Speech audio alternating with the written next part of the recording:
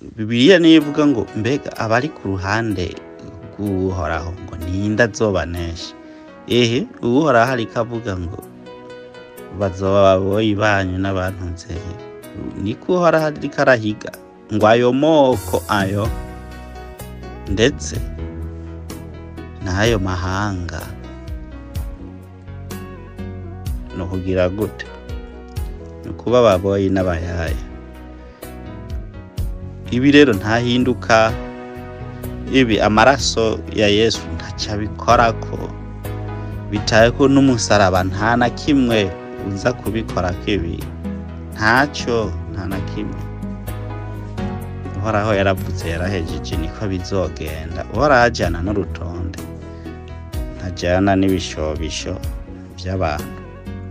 Agenda umuheburayo Roma 3:2,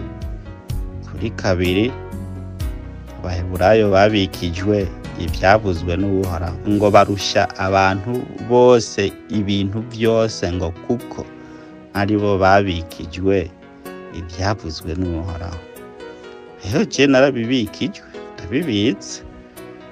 Ufise ikibazo yokimbaza nta ngorane, ngenda mbikure mu kabati aho nabitse iby'Uhoraho yambikije,